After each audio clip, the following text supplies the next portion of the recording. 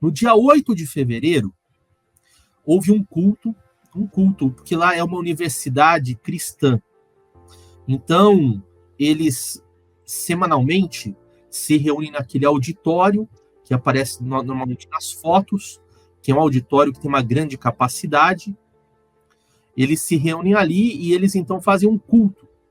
Mas o culto que houve naquele dia 8 foi um culto comum, né? Um culto simples, um culto singelo, nada de emoção, nada de pulos, nada de manifestações carismáticas, nada disso.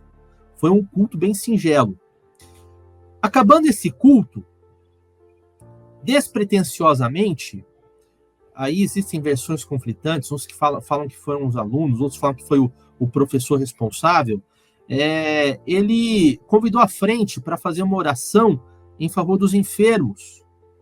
E ali, então, eles começaram a orar pelos enfermos. Quer dizer, não havia uma denominação, não havia um grande pregador, não havia música, havia simplesmente uma oração simples, como a que a gente faz tantas vezes no final do culto, ao fim de cada culto na igreja.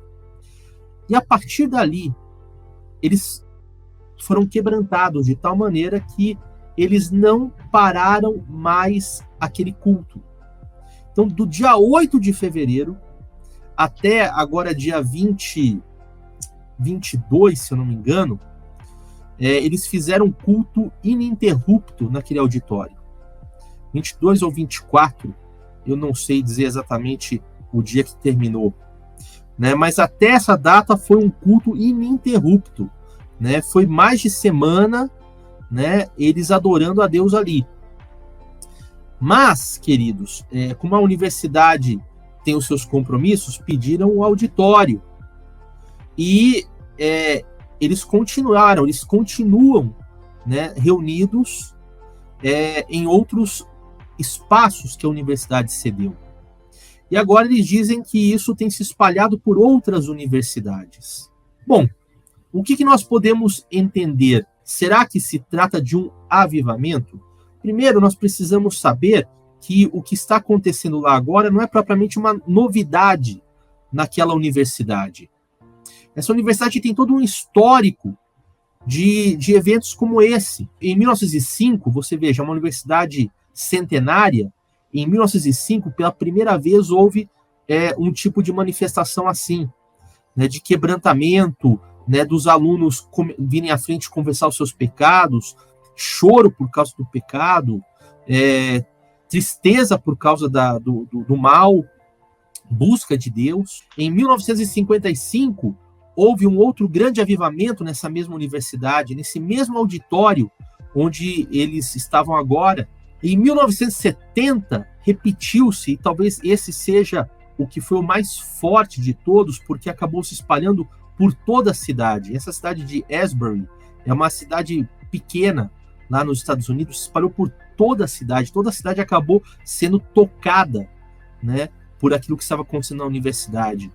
Depois, em 1992, depois, em 2006 novamente, e agora nós temos a mesma manifestação em 2023. Eu vou falar uma opinião particular minha, isso é um pensamento meu. Eu creio que isso pode realmente ser de Deus, pode ser um mover de Deus, mas que é muito cedo para a gente falar ou não é. Por quê? Porque nós sabemos que na história, os avivamentos, eles deixam algumas marcas. Os avivamentos, eles trazem algumas coisas. O avivamento não é emoção, não é, por exemplo, eu sentir naquele culto a presença de Deus, chorar, vir à frente, levantar a minha mão, dizer que eu aceitei Jesus, e quando eu sair dali, eu voltar de novo, né, para a vida que eu tinha de pecado, eu voltar como a mesma pessoa, né? Então, avivamento não é isso. Avivamento, é verdade que quando o Espírito Santo se move em nós, ele traz à tona as emoções. Por quê? Porque ele trabalha junto com o nosso espírito. Nosso espírito é ligado diretamente à nossa alma, né? A alma que eu digo, nós, seres viventes. E isso move o nosso sentimento. Isso muitas vezes nos faz chorar mesmo. Mas, mais do que chorar, ele provoca uma mudança. Ele provoca uma transformação.